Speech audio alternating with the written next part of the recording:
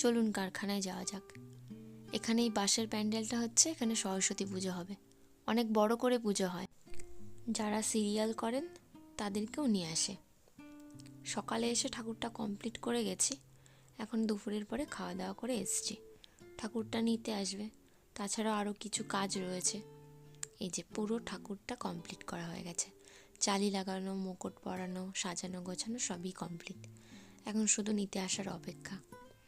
প্রায় ওই সন্ধে নাগাদ নিতে আসবে। এদিকের কাজ শেষ। এখন সরস্বতী ঠাকুরের মুন্ডুগুলো তোলা হয়েছে, সেগুলো একটু ঠিক করতে হবে।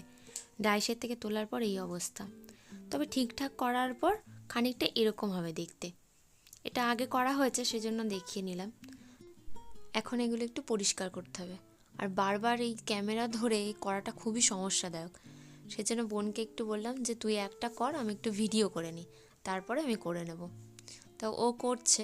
ও অল্প স্বল্প কাজ জানে, তো যাদের বাড়িতে যে কাজটা হয় তা মোটামুটি সবাই সেই কাজটাই অল্প স্বল্প জেনে থাকে। আর বাবা যেহেতু এখন বাড়িতে নেই, আমাদেরকেই অনেকটা কাজ এগিয়ে রাখতে হয়।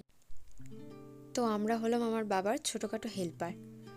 এদিকে কাজ চলছে, ওদিকে আবার ফোনে একটা গল্পও শোনা হচ্ছে। কাজ করতে করতে গল্প শুনতে বেশ ভালোই লাগে। এদিকে অনেকটা কমপ্লিট হয়ে গেছে, ব্রাশ দিয়ে এবার মুখটা খুব সুন্দর করে পালিশ করে নেওয়া হবে। তাহলেই মোটামুটি কাজ শেষ। আর সূক্ষ্ম কাজ তো করতে অনেকটা সময় লেগে যায়।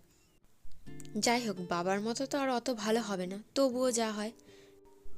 এখন আর কাজ করব না, আবার পরে করব। তাই এখন একটু অকাজই করি, একটু চারিদিক দেখি। একটা পাখি আসে প্রায় প্রতিদিন, দাঁড়ান দেখাচ্ছি। এই যে এই পেঁপেটা প্রায় 3-4 দিন ধরে পড়ে রয়েছে, আর প্রতিদিন ও একবার করে আসবে। আর প্রায় বিকেলবেলার দিকে আসে, আর এসে সেরকম ঠুকরে ঠুকরে খেতে থাকবে। তারপর আবার চলে যাবে, আবার পরের দিন আসবে। এটাই হচ্ছে ওর প্রতিদিনের কাজ।